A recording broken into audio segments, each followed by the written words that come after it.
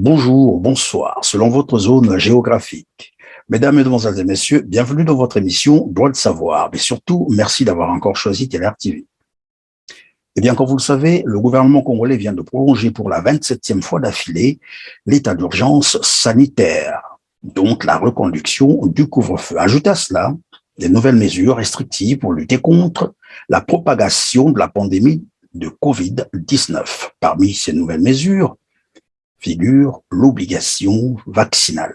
Oui, l'obligation vaccinale parce que d'ici au 1er novembre, plus personne n'aura accès au transport en commun ou à bien d'autres services publics sans présentation préalable d'un certificat vaccinal. Voilà qui sera au centre de notre entretien aujourd'hui avec Madame Marlette Kissama, secrétaire générale de la Ligue panafricaine Umoja Congo. Moi, c'est Christian Perrin. Bienvenue à ceux qui viennent de nous rejoindre. Bonjour, Madame Marlette Kissama. Bonjour, Monsieur Perrin. Merci pour l'invitation. En tout cas, nous sommes très heureux de vous recevoir sur notre plateau. Et soyez donc la bienvenue. Merci. Madame, vous avez suivi donc la déclaration du gouvernement, notamment le prolongement pour la 27e fois, je l'ai dit tout à l'heure, d'affilée, les mesures d'urgence sanitaire. Donc, on a reconduit le couvre-feu, qui est toujours là depuis longtemps, mais en plus, des nouvelles mesures ont été annoncées. Parmi ces nouvelles mesures, on va en parler tout à l'heure, l'obligation vaccinale. Mais dans un premier temps, est-ce que vous pouvez nous dire, ou quel commentaire faites-vous de la reconduction de ces mesures, sinon de cet état d'urgence sanitaire pour la 27e fois d'affilée? Eh bien, nous notons d'abord la volonté du gouvernement de continuer à s'occuper de la question du Covid. Ça, c'est une bonne chose. Il y a une constance à ce niveau-là. Ce qui, par contre, pose problème, c'est que nous avons l'impression que la réalité épidémiologique du terrain n'est pas prise en compte dans l'appréciation qui est faite par le gouvernement sur le fait de reconduire ou pas un certain nombre de mesures. C'est-à-dire que, par exemple, on a gardé le couvre-feu, alors que la situation a évolué plutôt positivement. Je pense que tout à l'heure, on va y revenir. Sans tenir compte de ce qu'il y a des Congolais qui en souffrent, parce qu'il y a des gens qui vivent de différentes activités qui ont lieu plutôt le soir. La vie sociale aussi en est impactée.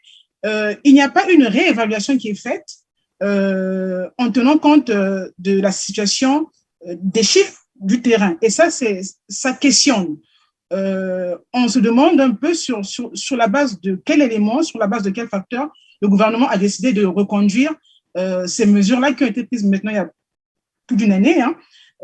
Si on a pu comprendre qu'au début de la pandémie, on a été contraint, obligé à mettre en place le couvre-feu, aujourd'hui, on peut se demander, est-ce qu'il est toujours pertinent de continuer avec ce couvre-feu? Est-ce qu'il est toujours pertinent de continuer avec des mesures restrictives, notamment en matière d'accès au transport en commun, quand on sait, par exemple, que cette mesure-là a conduit à ce que le prix de la course puisse passer de 150 à 250? Ça, c'est ce que vivent les gens au quotidien. Donc, peut-être qu'il aurait fallu réévaluer les choses, regarder est-ce qu'il est toujours pertinent de continuer avec ces mêmes mesures-là aujourd'hui. Est-ce qu'on ne fait pas plus de mal aux Congolais que de bien? Vous avez rappelé que le prix de la course a augmenté de 150 à 250, j'imagine un peu, dans un pays où 70% de la population vit en dessous du seuil de pauvreté, donc à moins de 500 francs CFA, et que le transport en commun, par bus, bien entendu, c'est ce que j'ai cru comprendre, passe à 250. Probablement qu'ailleurs, c'est beaucoup plus cher que cela. Mais au niveau économique, vous avez relevé quelque chose de très important. Il y a des jeunes, nous savons que l'économie congolaise est beaucoup plus informelle aussi, des jeunes qui vivent de ces activités qui ont souvent lieu la nuit. Vous allez nous rappeler donc l'heure à laquelle commence le couvre-feu, à quelle heure il est levé, et quelles sont les activités qui sont beaucoup plus touchées, par exemple, par ce couvre-feu?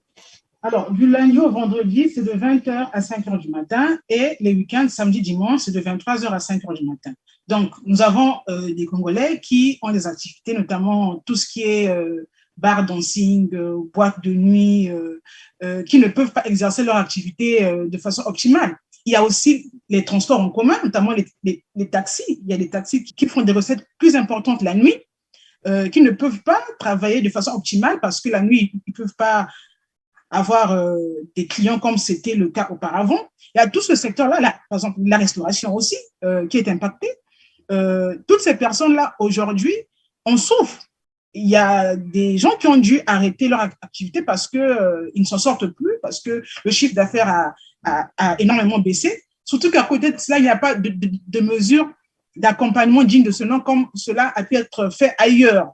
Hein. Donc, il faut aussi tenir compte de ça. C'est-à-dire que c'est bien beau de mettre en place des mesures restrictives, mais encore faut-il se demander si elles sont pertinentes, si elles ne font pas plus de mal, si elles ne sont pas, au bout du compte, mortifères.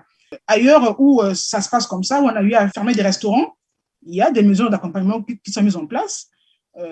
Mais ici, chez nous, ce n'est pas clairement le cas et il faut aussi tenir compte du fait que les Congolais en souffrent, les gens ne peuvent plus continuer à vivre comme ça. Il y a aussi la vie sociale, c'est aussi important. L'épanouissement d'un individu, c'est tout ça aussi, c'est-à-dire avoir l'opportunité d'organiser un mariage avec sa famille un samedi soir sans être contraint de courir parce qu'il y a le couvre-feu qui va arriver à 20h, aller assister un proche qui est éprouvé, parce que c'est ça aussi notre vie sociale, ça fait ce que nous sommes, sans être contraint par le fait que, bon, on ne peut pas se rendre à la morgue ou à l'église parce qu'il y a des mesures qui ont été mises en place. Je pense qu'une vraie réévaluation est nécessaire aujourd'hui. Je ne dis pas qu'il faut abandonner ces mesures-là, que ce soit bien clair. Il était important de les mettre en place, mais il faut réévaluer ces mesures-là à l'aune des chiffres que nous avons aujourd'hui, voir si tout ceci reste encore pertinent. À un moment donné, le gouvernement congolais avait déclaré venir en aide à ces petites et moyennes entreprises. Qu'est-ce que ça donnait? Vous n'avez pas d'informations là-dessus? Le gouvernement n'a plus jamais communiqué sur ce sujet-là? Bon, il y a un fonds qui avait été mis en place, qui avait été abondamment fourni par un certain nombre d'acteurs de la place. Ce qui est sûr, c'est que nous, au niveau de l'opposition, quand nous discutons avec les opérateurs économiques, nous n'avons pas de retour concret de l'usage qui a été fait de ce fonds-là. Alors, il y a peut-être des gens qui ont été accompagnés, hein, peut-être, mais le Congolais moyen, donc ma voisine qui vend sa boisson en face de chez moi, elle qui nourrit ses enfants avec cet argent-là, qui est impactée parce qu'il faut qu'elle ferme à 19h son commerce le samedi, sa situation est toujours aussi catastrophique. Elle est au bord de la faillite. Et c'est ça aussi la réalité. C'est aussi celle des petites gens. C'est pas seulement les grands groupes, c'est pas seulement les personnalités qui sont connues, qui ont un nom, c'est aussi les petites gens, les petits commerçants qui sont dans l'informel, qui vivent de ça aussi. Il faut aussi en tenir compte. Alors, on va parler donc statistiques. Qu'est-ce que ça donne aujourd'hui, les statistiques sur la COVID-19 au Congo-Brazzaville?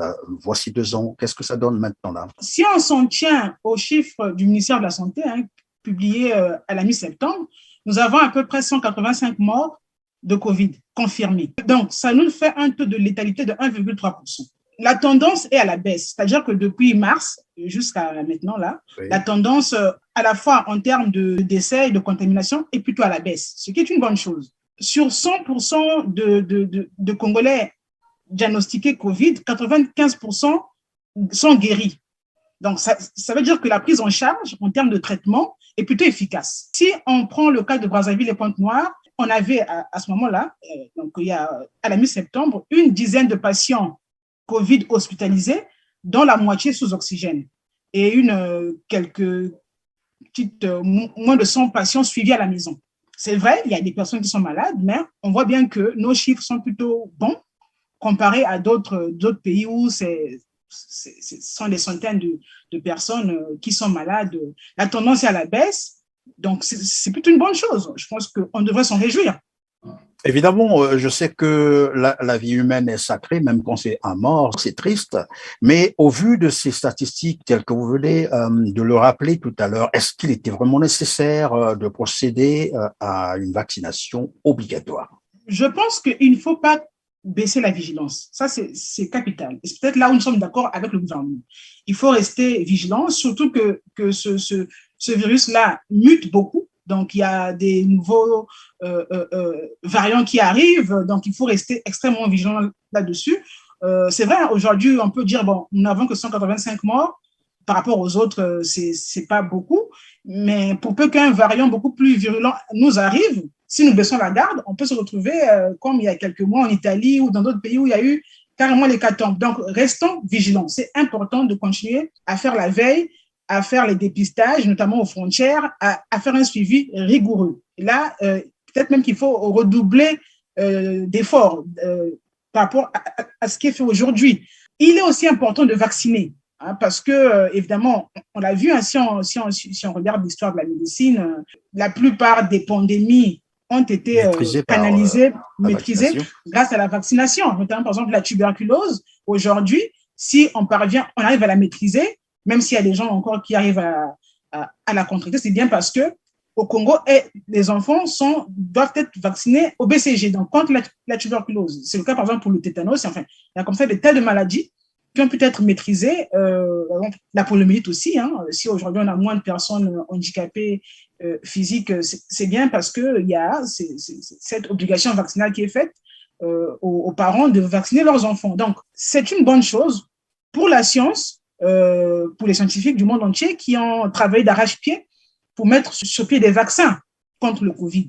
Donc, sur ce principe-là, il n'y a rien à dire. Il est important qu'il y ait des vaccins et que les personnes qui se sentent le besoin ou l'envie de se faire vacciner, ou encore les personnes à risque, parce qu'on n'est pas tous égaux face au Covid. Il y a des gens, du fait de leur situation physiologique ou encore de leur âge, c'est-à-dire que les gens qui ont des pathologies qui les rendent immunodéprimés, donc qui ont déjà un système immunitaire beaucoup plus sensible, les personnes qui, du fait de l'âge, sont beaucoup plus exposées, ou encore des gens qui exercent des activités professionnelles qui sont beaucoup plus au contact de la foule. Ces gens-là, il est tout à fait indiqué qu'on leur propose le vaccin pour pouvoir limiter les risques pour elles de contracter le virus. Ça, c'est une bonne chose. Par contre, en faire une obligation, c'est-à-dire vaccin tous azimuts pour tout le monde, là, ça questionne. Ça questionne parce que si on est à 1,3% de létalité au Congo, obliger tout le monde, parce que c'est de ça dont il s'agit, hein, même si dans la communication du gouvernement, on ne parle pas d'obligation, parce qu'au début, on nous a dit que ce n'était pas obligatoire de se faire vacciner, que chacun pourrait le faire à sa convenance. Mais là, les mesures qui ont été prises là récemment, là, qui vont entrer en vigueur le 1er novembre, rendent de fait obligatoire la vaccination, parce que si pour se rendre à la mairie, à la préfecture, pour emprunter le bus pour aller dans une autre agglomération, il faut fournir la preuve d'être vacciné, on peut considérer que désormais le vaccin est obligatoire. On sera tous obligés d'y passer, même si on n'en prouve pas le besoin. On est donc dans une situation d'obligation vaccinale de fait. Ça, il faut le noter. Donc, comme ça, vacciner tous azimuts, question, parce que quand on examine les chiffres, on se demande sur quelle base cette mesure a été mise en place. Pourquoi pour 1,3% de létalité, moins de 2%, on oblige toute la population à se faire vacciner, alors qu'il y a des pathologies qui tuent plus. Il ne s'agit pas de minimiser l'impact du Covid, hein, ce n'est pas ce dont il s'agit, mais il y a des pathologies avec lesquelles nous vivons depuis des années qui tuent plus, pour lesquelles rien n'est fait. On nous dira que peut-être que pour ces maladies-là, il n'y a pas encore de vaccin sur le marché, mais il n'y a pas que le vaccin. Il y a aussi la prévention, notamment l'hygiène, qui est le b.a.-ba à faire pour lutter contre la maladie.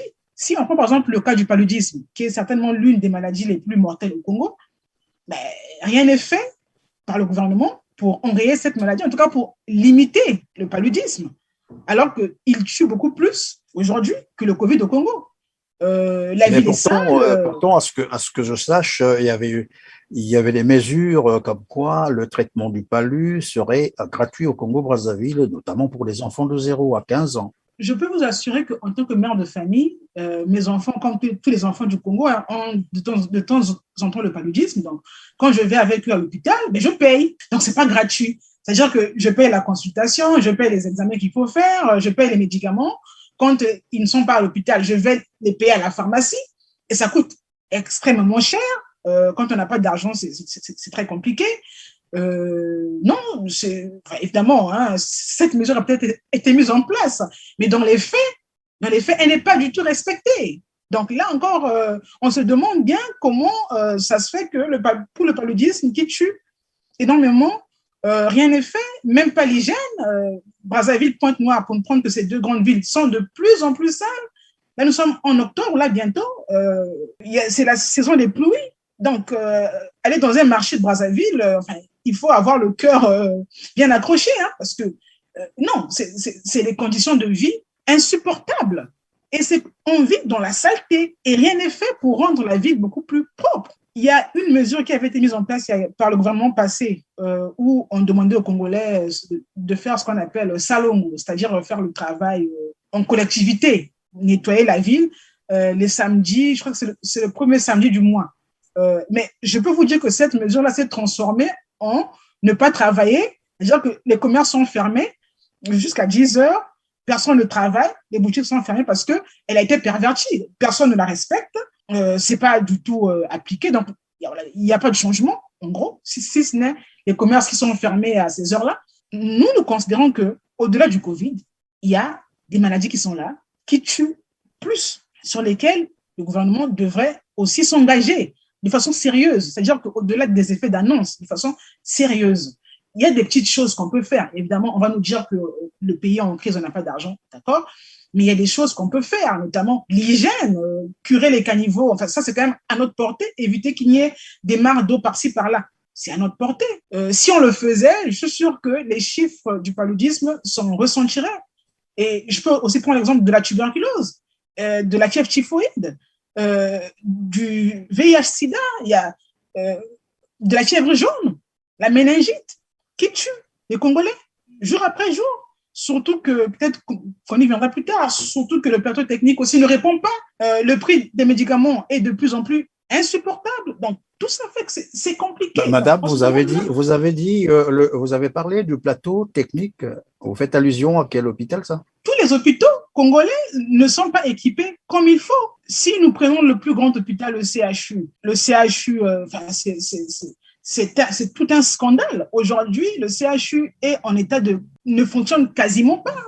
Évidemment, l'hôpital est ouvert, hein, des patients sont admis, mais le CHU ne fonctionne quasiment pas. Aujourd'hui, à Brazzaville, si on vous prescrit un scanner, il faut aller à l'hôpital de Mfilou pour le faire. C'est quand même pas normal que dans la capitale, que ce soit le seul hôpital public qui offre ce service-là.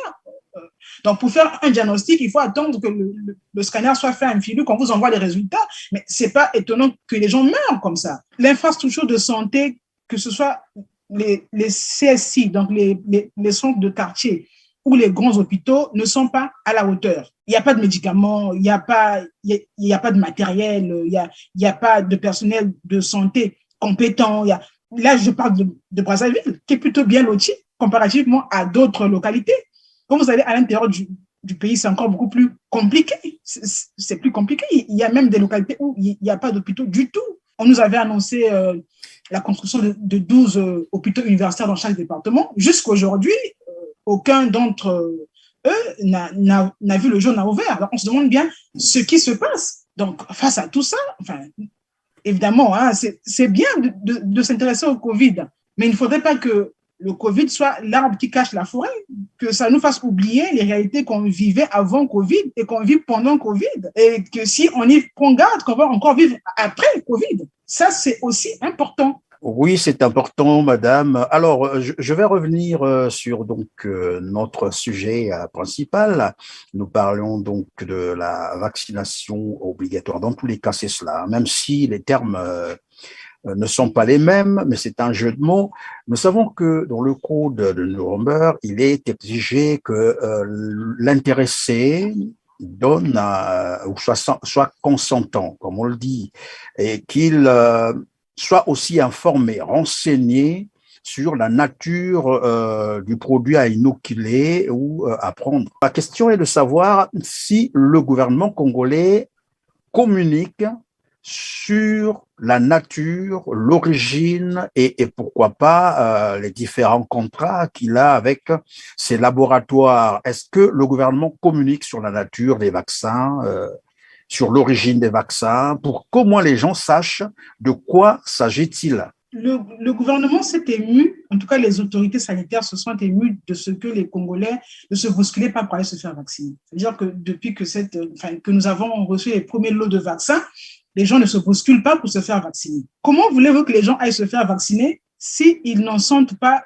le besoin impérieux? D'abord, au regard de leur réalité autour d'eux, c'est-à-dire qu'ils ont l'impression, et pas forcément à tort, hein, que c'est vrai qu'il y a la maladie, mais elle n'est pas aussi virulente que ce qui avait été annoncé, ou encore elle n'est pas aussi virulente que dans d'autres pays. Et surtout, et là c'est pour revenir à ce que vous dites, si les gens ne savent même pas de quoi il s'agit, ils ne savent pas de quel vaccin est-ce qu'il s'agit, d'où viennent ces vaccins-là, quelle différence y a-t-il entre différents vaccins proposés? Actuellement, nous avons le Sinopharm à Brazzaville, Sputnik 5, Sputnik Light et Johnson Johnson. Donc, ça fait 4 vaccins à disposition. Quand vous allez vous faire vacciner, on vous demande lequel vous voulez que l'on vous inocule. Comment voulez-vous que les gens choisissent parmi ces 4 vaccins s'ils ne savent même pas qu'est-ce qui différencie le Sinopharm du Sputnik 5 Light? Non, enfin, non. Là, clairement, non seulement il n'y a pas consentement clair, mais surtout, il n'est pas éclairé. Parce que éclairé, ça veut dire qu'il faut que la personne sache ce dont il s'agit, qu'on se soit assuré que la personne a bien compris ce dont il s'agit. On est dans une situation telle que, en fait, c'est normal que les gens ne puissent pas se bousculer pour se faire vacciner et ne puissent même pas accorder de la crédibilité à ces vaccins-là. Il y a aussi un élément que je voudrais souligner. Avec le COVID-19, il y a des nouvelles technologies qui ont été mises en place pour produire des vaccins, notamment je pense aux vaccins à ARN messager qui sont sortis là, qui questionnent parce que ce sont des technologies nouvelles qui n'ont jamais été encore expérimentées. Donc les gens se posent des questions et c'est bien normal. C'est quoi ces nouveaux vaccins, quels sont les effets secondaires, surtout que la presse tous les jours répertorie des effets secondaires liés à chacun des vaccins. Bon, si jamais je prends tel vaccin, qu'est-ce qui va m'arriver? Et il y a des vaccins qui ne sont pas reconnus partout aussi. C'est-à-dire que vous pouvez vous faire vacciner tel vaccin. Quand vous allez à l'étranger, on vous dit que ici chez nous, il n'est pas reconnu. Donc, il y a tout ça. Et à notre avis, le gouvernement ne fait pas suffisamment pour permettre à ce que les Congolais soient édifiés sur la question, en tout cas sur tous ces questionnements-là, et qu'ils soient assez éclairés pour se faire vacciner en connaissance de cause. À notre avis, c'est la base. C'est par là qu'il faut commencer. Il y a eu quelques campagnes qui ont été menées, quelques-unes de façon relativement timide, mais ce n'est pas suffisant. Quand vous regardez la presse étrangère dans d'autres pays, le débat est vivant. Les gens en parlent. La presse, les journalistes, les scientifiques expliquent, débattent. Et c'est au gouvernement de créer ces espaces de débat-là pour que les scientifiques expliquent aux profanes c'est quoi le vaccin, c'est quoi tel vaccin, il y a quoi dedans, que l'on sente que la question devient en fait une question, que le débat est national, que quel que soit le Congolais où qu'il se trouve, qu'il comprenne ou pas le français, qu'il soit assez édifié, de sorte qu'il aille se faire vacciner en toute sérénité. Or là, ce n'est pas le cas. Là, on a l'impression qu'on vous oblige à aller vous faire vacciner sans que vous ne sachiez d'abord quel vaccin choisir, pourquoi prendre celui-ci et pas celui-là.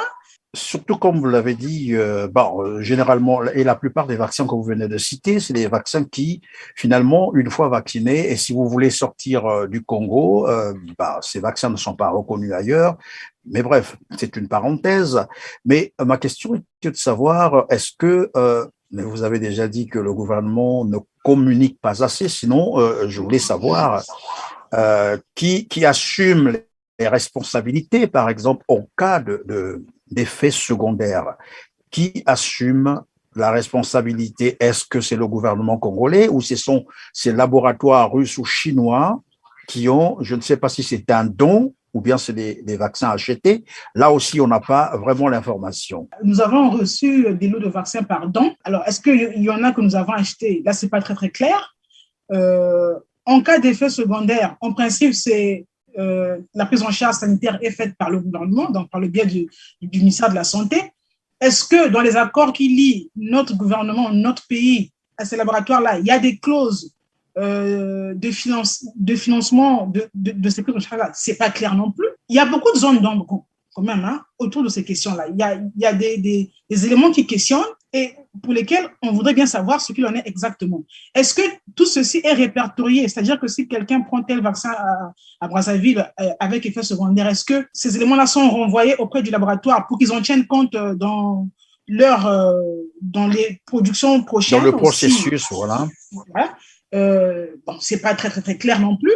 Et c'est la raison pour laquelle il faut créer des espaces d'expression pour que les gens puissent expliquer, les sachants expliquent aux profanes, aux Congolais, de quoi est-ce qu'il s'agit de quoi est-ce qu'ils retournent. Parce que si cela n'est pas fait, il y aura de la suspicion et surtout, l'une de nos craintes, et ça, je pense qu'en tant que Congolais, on le sait très bien, il y a le risque qu'il puisse se développer des situations de magouille autour de ces preuves de vaccins-là, où certains seront même peut-être vendus à la cité, où finalement, les gens ne se feront pas vacciner parce qu'ils n'y croient pas, parce qu'ils ont peur, parce qu'ils se posent des questions pour lesquelles il n'y a pas de réponse. Donc, on va essayer de contourner la chose en achetant ces passes vaccinales ici et là.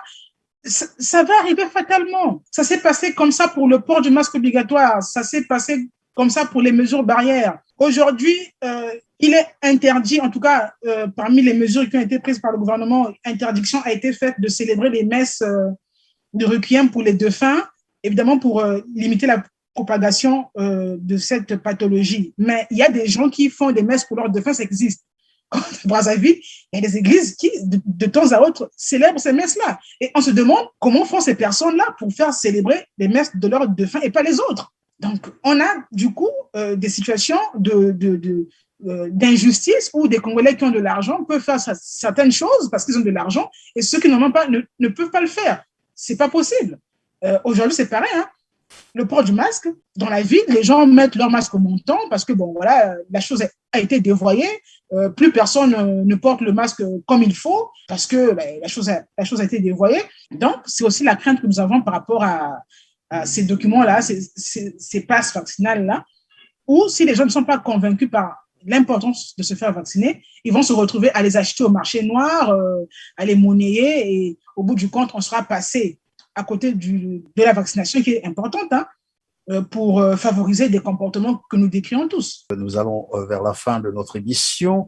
Est-ce que vous avez une idée sur le dispositif vaccinal? Puisqu'ils ont dit que c'est d'ici au 1er novembre, cela veut dire que tout le dispositif est déjà prêt pour lancer la vaccination à grande échelle. Alors, c'est dans un mois. À Brazzaville, il y a entre 15 et 20 centres, CSI, grands hôpitaux qui ont été choisis pour être dont certains sont déjà des centres de vaccination.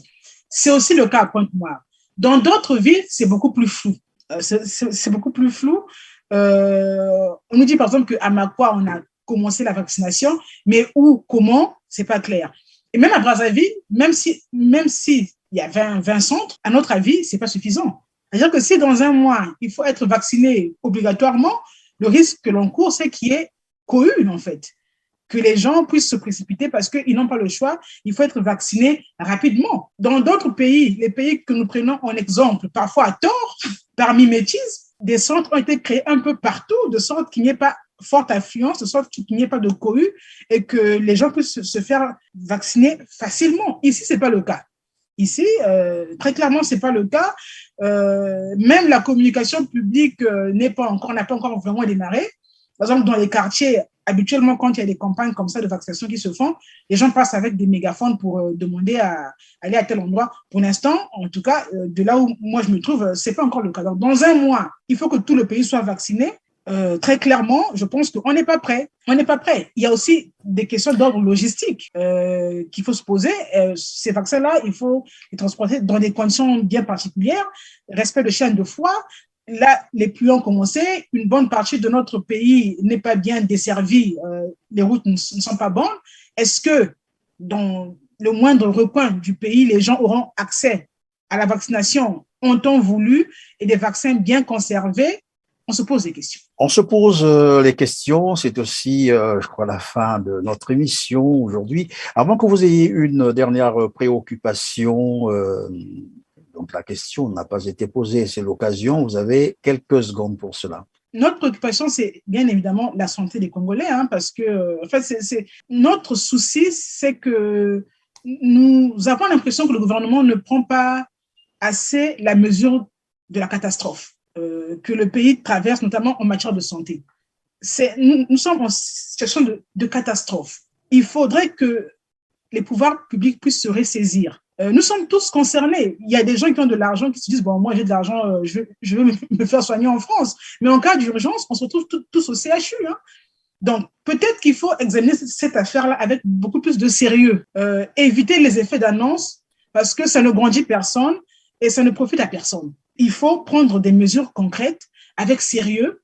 Nous ne demandons que ça. Nous, évidemment, nous sommes l'opposition, mais tout comme n'importe quel Congolais, on voudrait bien pouvoir être bien soigné dans les bonnes conditions. Et il faudrait que la question de la santé soit traitée à la juste mesure, avec tout le sérieux qu'elle requiert. C'est vraiment ça notre principale préoccupation à l'heure actuelle en matière de santé. Alors, Madame Marlette Kissama, déjà, je dirais grand merci d'avoir répondu à toutes ces questions qui ont porté sur la reconduction de l'état d'urgence sanitaire au Congo-Brazzaville. Mais il serait quand même souhaitable de dire à nos téléspectateurs qui vous découvrent d'ailleurs, c'est quoi votre parti, comment il est structuré, la Ligue. Bien entendu, c'est comme ça que vous appelez ça, la Ligue panafricaine Umoja Congo. C'est quoi exactement? Un parti, une organisation, une association ou... Merci, M. Perrin. Il s'agit d'un parti, Ligue panafricaine Umoja Congo, qui est un parti panafricaniste qui a existé pendant quelques années comme association. Maintenant, nous avons fait la démarche de muer plutôt en parti politique. Nous avons fait une déclaration de candidature à la présidentielle passée, au cours de laquelle nous avons contesté la tenue de cette élection avec un certain nombre de camarades de l'opposition parce que nous considérons que les conditions n'étaient pas réunies pour aller à cette élection-là. Depuis, nous poursuivons notre implantation, notre maillage au sein du territoire national. Donc, on est un parti panafricaniste, c'est-à-dire que notre profession de foi, c'est de travailler à la mise en place d'un État fédéral africain. C'est ça notre objectif politique principal. Nous défendons la souveraineté de notre pays, nous défendons l'accès équitable à la richesse nationale pour tous les Congolais, nous luttons contre l'impérialisme, contre la mainmise des richesses, sur les richesses africaines par des puissances étrangères. Nous sommes évidemment pour la culture africaine, d'où d'ailleurs le mot Umoja que vous retrouvez dans notre nom, qui signifie unité en Kiswahili, qui est une langue africaine importante. C'est en quelques mots ça, la Ligue panafricaine Umoja, parti politique panafricaniste au Congo.